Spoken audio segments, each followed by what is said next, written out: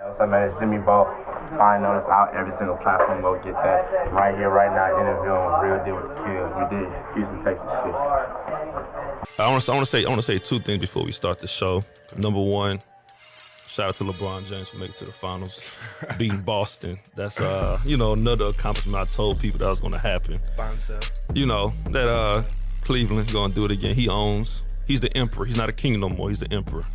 He has land in every part of the Eastern Conference. He has land in Toronto. He's the real sixth god. He got land in Boston, Atlanta, Chicago. Who else would be beating up on? Brooklyn, New York. He's the king of New York. He's the emperor. So I think, this Thursday when the finals start, it might be what another turnout like people think it's gonna be. People think it's gonna be Golden State in 4 or 5, but nah. You never know with LeBron James. That's Thanos. If you've seen Avengers, you know who Thanos is. And number two, I'm gonna give a shout out to Tann. Get well soon. She's one half of the photographer videography crew with her and Monday. Had something happen to her this past weekend. But she's all right though. She's a warrior. It's all good. So get well soon, Tann. But we're gonna start the show off right with another episode of RDWI. I got the boy Jimmy Burner, Jimmy Boat. Yes, sir. Is in the middle. Which one is it? Is it Boat? Burner? Now? I heard it on the song. I heard it on the track. And girls like, is it Burner or Boat? You confusing me. Right. Right now, today, I'm Boat. You know what I'm saying? Because I'm in my artist mode. So that's completely different from Burner. Right. He's more by the book, relaxed, calm. Boat is on this other shit. Burner's chilling. Burner. Boat, he's on that. He's on that ish. Yeah. Bet.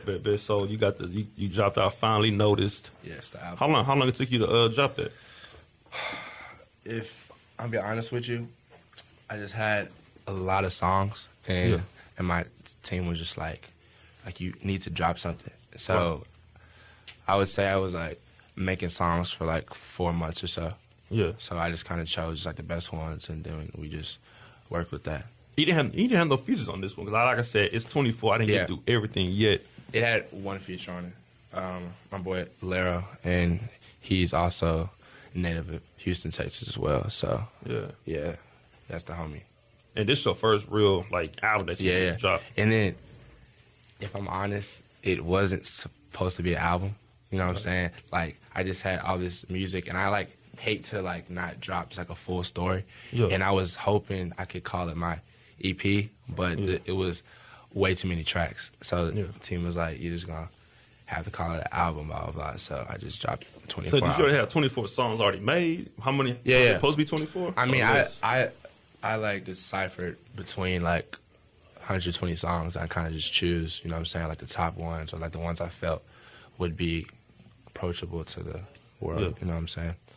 So with this, what was the inspiration behind the project? Truly, it goes from me being kind of heartbroken, you know what I'm saying, from past just relationships or whatever to me kind of bossing up and not really caring about the girl, you know what I'm saying? So then it also talks about the people who passed in my life, my father and my two closest friends, Jade and Bree, and it's actually Jade's birthday today.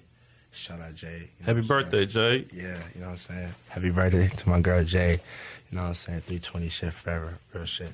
So, so it's just truly just me, you know what I'm saying? My life, my experiences, love life, work life, tour, you know what I'm saying? People, how people are acting out after they see, you know what I'm saying, me gradually coming up, they starting to act a little different, you know what I'm saying, so far as friends, family, everybody. So it just kind of gives a little touch on everything in my life. Yeah, because you got a different sound for you being from Houston, because typically Houston rappers that's on the come up, the sound is more from the hood, trap. But you being from Houston is it's a different sound. It's from what I get, it's like a Travis Scott or what's up with that? Oh yeah, okay. It's more like a Travis Scott, Travis Scott kind of feel. Okay. Yeah. So do you get inspiration from him too as well, or or anybody you look up to? Yeah. So far as people in the music industry, when I first really started diving into music, I was on Travis Scott. I was on Mac Miller. I was on all of those types of people, and I felt like they've all had that little touch on me, of course. And I look up to people like Travis, people who from Houston who came out and just weren't on that Houston like Southern rap, who like really kind of chose their own lane and just like went far with it. Yeah. So I like love people who choose the different path and don't just follow the same old structure or the same old wave of things. You know what I'm saying? Right. Yeah. So this is the same you're gonna keep going from now on, like with the auto tune, and like the rock star type of sound. Yeah. So with my like artistry, it's so like hard to just kind of pin down a genre that I like plan to just like take on. But as of now, I am on my more like rap, trap, rock kind of like mixed together. Right. So it's kind of like that for now, and then I'm gonna just transition totally to some total new stuff that I haven't even just like premiered to anybody yet. Do you produce your own beats too as well? I've produced a few tracks, but not really, no. Like I just have like my like main like producers from here. They just Florida. So just I try to just get the top from each kind of state so I can kind of see which sound I'm actually gonna fuck with. You know what I'm saying? And I seen you was on a concert along with DDG, huh? Yeah. How'd that go? Yeah, that was dope. I had finished his last leg of the tour, his Texas tour. So we did Houston, Dallas, and Austin, and those were lit.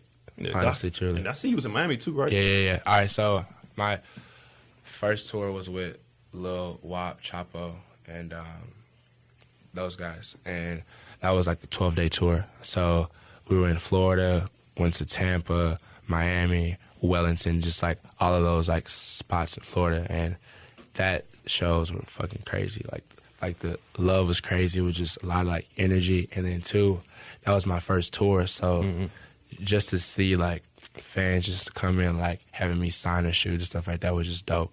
Just to see they actually see my like vision and like know that I'm about to take off. Yeah. So yeah. So in the future, wow, like the reviews you've been getting right now on the album. Right. What's the next album you gonna drop, or do you plan on? Well, I'm at two questions. Yeah. Do you plan on how soon do you plan on dropping another project? Yeah. And do you see yourself working with anybody else in the future? Yeah.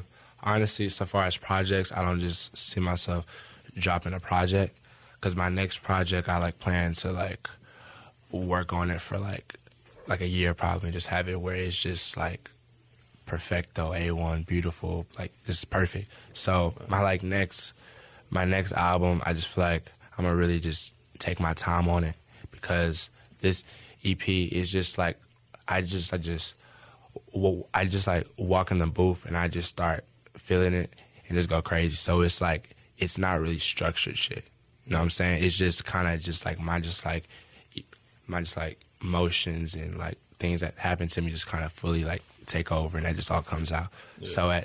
So at times it can get crazy. So it's not as structured as the next album that I'll drop. So with the music now, with 24, like I told you, the songs I like. Right. Yeah, let me go to it right now. Okay, because like I said, at first, like I told you, I like lyrical rap. I like Ace Hood, the Ace Hood, Cole, Kendrick. Yeah. Guys, like I had to learn to give the next generation of music of rap a chance. Like, you know what? Yeah. Let me go out and listen to a 6ix9ine. Let me give Young Thug. I just got to Young Thug. Yeah. Truth, I just got to him. And like honestly, people will often judge the new music as not as good or not as lyrical, but it's just too like if you really take a chance to listen to what the person is saying, he's just like telling a story in a different way. It's just not as easy to like get, because it's just not a full on like talking, because like most old school like rappers, like they talking to you, so it's just like you can catch like everything he's saying because it's so clear and so easy to get. But with my music, I feel like you really have to just sit down and just like listen and just really kind of open up your mind to as well, because it's like very, very different. It's not what people are normally used to. Like I said, I took Put You in a Place and Hard Heavy, my two songs. On there. And that's like more of my like R&B, more like slow type of vibe. So yeah, it's dope though. I'm looking forward to the next project. Yeah, man, for sure. Any new shows out? I mean, you gonna have going on? We've been having some calls and stuff. So right now, I'm gonna just choose the best like option for like which show I plan to take on. But I haven't really just full on decided yet who I'm gonna rock with yet. So yeah. Let me ask you this: who's thinking about the Pusha T Drake? Oh yeah. Who's thinking about that? It's hot right now. All right, so listen. The first one, I was like, "That's dope," but he didn't really expose him in like any way. Who? Pusha T. The first, okay, yeah. It was more calm. Yeah. So then Drake came back and like I heard that shit. I was like, bro, like this. He just can do like no wrong type shit. Like he was killing, going crazy. And then I hear Pusha shit. I'm just like, bro, like this man went insane, just murdered him straight up. So I'm curious to see how Drake gonna come back after this one, bro, because he really put him out there real bad, bro. I mean, look, when you do blackface, real bad, bro. He put him out there. When you get caught a deadbeat dad from a French porn star that you got pregnant, which is secret now. It's almost it's not about music no more. Yeah, you got to explain to the people what is going on. Why did you do blackface? You know what I'm saying? Because I always had questions about Drake. He was a Jew. You know what I mean? To me, I feel like he was a culture vulture. Me personally. Yeah. You know what I'm saying? You from Canada. Yeah. You know, don't touch on no political views. Yeah.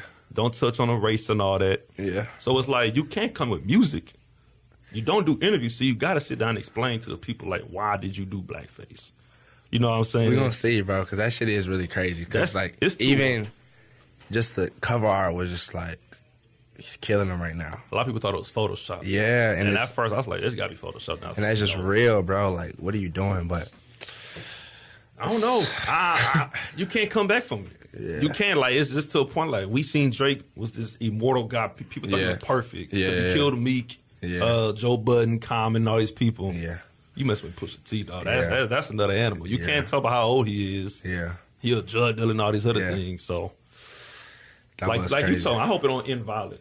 I don't think so. Drake get violent. Nah, but it's not gonna get that deep, honestly. Like, if it's just them and if they just kind of squash it out, which I doubt would ever happen, it's really just not gonna get that deep to me. Because my brother made a good point to me. He said, who's over Pusha, which is Kanye. Yeah. Who's Kanye's wife? Kim Kardashian. Yeah. He probably got all this information from Kim.